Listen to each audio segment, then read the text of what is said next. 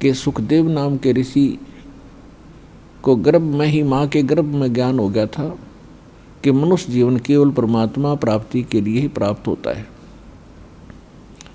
और हम बाहर आकर के अपने मूल उद्देश्य को भूलकर केवल सांसारिक जोड़ तोड़ में,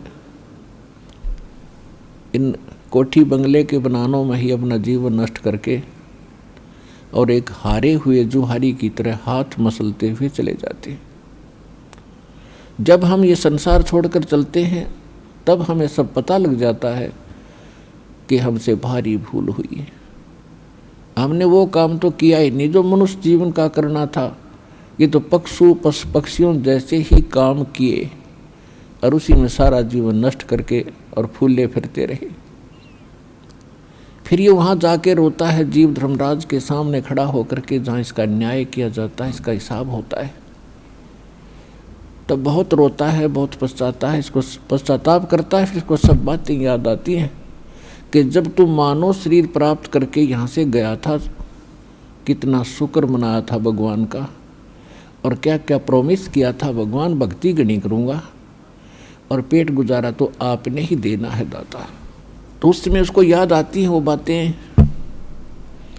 पौ फाटी पगरा भया जागी जिया जून, सबका हो को देत है वो चोंच समाना चून।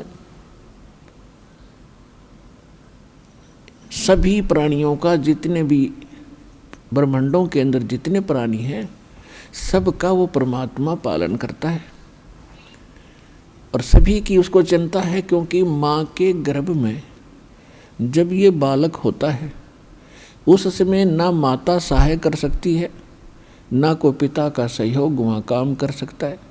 तो वहाँ पालन कौन करता आपका? वहाँ आपका सुरक्षा करने वाला कौन था? तो वहाँ भी उस परमेश्वर ने ही आपकी सुरक्षा की, आपका पोषण किया। चाहे जुगाड़ कुछ भी जोड़ा उसने, कोई तरीका बनाया, माँ की नाभि से आपकी नाभि जोड़ दी और आपका शरीर पुष्ट हुआ। और माँ के गर्भ में आप बहुत दुखी होते हो, ऊपर को पैर होते हैं, नीचे को सिर होता है, और बाहर आके आप भगवान भूल जाते हो। कबीर साहब कहते हैं, दुख में सुमरण सब करे, सुख मुकुरे ना कोई, जय सुख में सुमरण करो तो दुख कहे को होए। परमात्मा याद दिलाते हैं कि जब तुम पर आपत्ति आ जाती है तब तो भगवान दिखाई देता है, और जब तक तुम्हारे पूर्व जन्म के संस्कार ठीक होते हैं, आपके पुण्य चलते हैं और आप अपने आप को सुखी महसूस करते हैं। वैसे तो यहाँ सुख है नहीं, हम झूठे सुख कोई सुख मान बैठे। कबीर साहब कहते हैं, झूठे सुख को सुख है ये मान रहा मन मोद, जो सकल चबीना काल का कुछ मुख में कुछ गोद। फिर भी जब तक हम सुखी महसूस करते हैं तो भगवान से कोसों दूर रहते हैं। और भगवान की पूजा कैसी करते हैं? महीने 2 महीने 6 महीने में कभी इष्ट धाम पर मत्था टेक आए, शुक्रवार मंगलवार को प्रसाद बांट दिया, किसी दिन व्रत रख लिया। और अधिक लोग वर्तमान में तो नास्तिक ही हो चुके हैं, क्योंकि समय पर टूक मिल रहा है, अच्छी व्यवस्था होगी है, शिक्षा होगी है, अच्छी पोस्ट होगी हैं, खूब परमात्मा ने बुद्धि दे दी, अपने बच्चों को इन्होंने ट्यूबवेल लगा लिए हैं, नहरें अच्छी बना ली हैं, बढ़िया आहार समय पर मिलने लगा। अब भगवान से कोसों दूर हो गए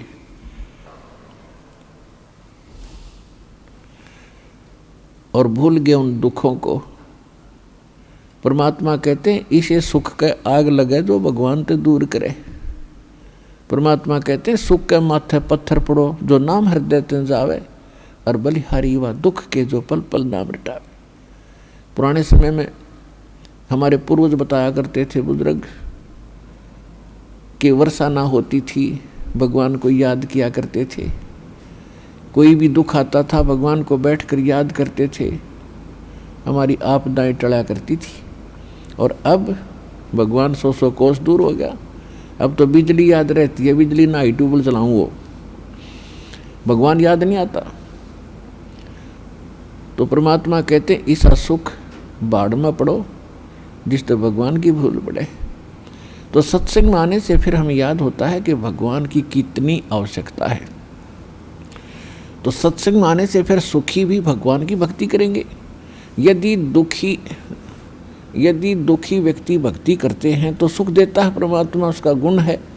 और यदि सुखमय ही भक्ति करते रहें तो दुख ना हो।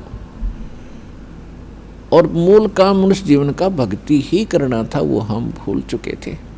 तो इसका ज्ञान संत और परमात्मा ही दिलाते हैं, सतगुरु दिलाते हैं। सतगुरु का बहुत अभाव हो गया और सत्संग सुन सुन कर इंसान बहरे हो गए। इन नकली संतों के अटपट खटिन, उनको बात का पता नहीं, कोई कख इनको पास नहीं। श्रद्धालु उनके ऊपर डिवोट होकर के, समर्पित होकर के अपना जीवन नाश कर गए। इतना बिगाड़ दिया धार्मिक इस मार्ग को, अब सेट करना दास के लिए कितना कठिन हो रहा है। इतने टीवी चैनल चलते हैं, सब पर कोरी बकवाद घड़ी जाती है इन संतों के द्वारा, कख भी पता नहीं, और सब सुन सुन कर बहरे हो लिए और उनको फाइनल मान चुके। तो इसका अब धीरे धीरे निवारण होगा इस संकट का। और सभी शिक्षित है, देख रहा दास के इतना विपरीत मार्ग है समाज के और पूर्व ज्ञान के, और उसके बाद भी कितनी सफलता मिली है, क्योंकि इसमें सत्यता घनी है और सत्य को कोई मिटा नहीं सकता। वो अपना स्थान बनाया करती है लेकिन उसकी स्पीड स्लो होती है। भले ही धीरे धीरे चलेगा लेकिन ये सफल होगा और एक दिन पूरा विश्व इस ज्ञान को और इस भगवान को स्वीकार करेगा और उद्धार होगा, सुखी होंगे।